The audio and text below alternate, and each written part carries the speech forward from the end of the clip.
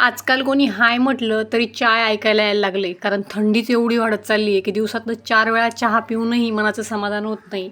म्हणून म्हटलं चला दिवसाची सुरुवात फक्कड अशा आलं आणि गवती चहाच्या चहाने करूयात. थोडंसं पाणी टाकलेलं आहे पातेल्यामध्ये, त्यात 2 छोटे चमचे चहा पावडर आणि 2 चमचे साखर टाकून घेतलेली आहे. सर्दी, खोकला हे आजार तर थंडीमध्ये नेहमीचे ठरलेलेच असतात, तर त्यावर रामबाण उपाय म्हणजे हे आलं. तर भरपूर असं आलंही किसून घेतलेलं आहे आणि छान असं माझ्या घराच्या कुंडीत मी लावलेला गवती चहा आहे, फ्रेश असा गवती चहा यात टाकून घेतलेला आहे.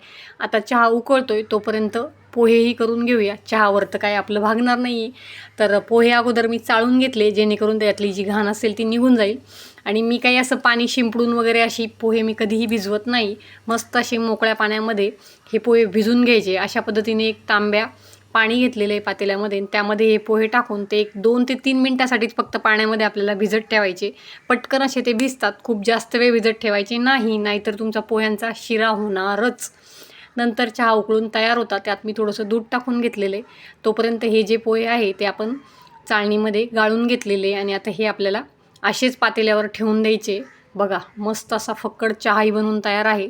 तो गाळून अगोदर चहा पिऊन घेते, नंतर आपण पोहेही बनवून घेणार आहोत. तर पोहेही मस्त असे आपले मोकळे भिजून तयार आहेत. बघा मोकळे सुटसुटीत असे हे पोहे भिजून तयार झालेले आहे.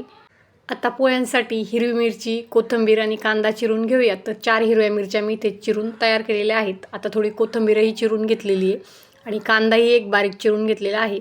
कढाईमध्ये थोडंसं तेल टाकून घ्यायचं, आणि तेल चांगलं गरम झालं की त्याच्यामध्ये आपल्याला जिरे, मोहरी, कढीपत्ता असेल तर तुम्ही कढीपत्ताही टाकून घेऊ शकतात. माझ्याकडे सध्या कढीपत्ता नाही, तर मी जिरे, मोहरी टाकून घेतलेली, आणि त्यात हिरव्या मिरच्या, कोथिंबीर आणि कांदा टाकून तो चांगला लालसर रंगावर आपल्याला परतून घ्यायचा आहे. हे संपूर्ण जिन्नस तेलामध्ये टाकून आता मी चांगलं ते गरम करून घेत आहे. चवीपुरतं आपल्याला यात मीठही टाकायचं आहे. कांदा शिजत असतानाच आपण मीठ टाकून घ्यायचं आहे, जेणेकरून कांदा जो आहे तो पटकन शिजतो. थोडीशी आपल्याला यात हळदही टाकून घ्यायची. चवीपुरतं मीठ टाकलेलं आहे मी इकडे. थोडीशी हळद टाकायची. नंतर जे भिजलेले पोहे आहेत ते आपण यात टाकून घ्यायचे आणि या संपूर्ण मसाल्यांमध्ये ते कोट करून घ्यायचे. 1 टेबलस्पून एवढी आपल्याला साखर टाकून घ्यायची, म्हणजे पोह्यांची चव छान अशी आंबटगोड येते. आता यावर झाकण ठेवून 10 मिनिटांसाठी आपण शिजून पोहे आपले तयार केलेले. बघा किती छान मस्त असे मोकळे सुटसुटीत आपले कांदा पोहे बनवून तयार आहे. रेसिपी नक्की ट्राय करा.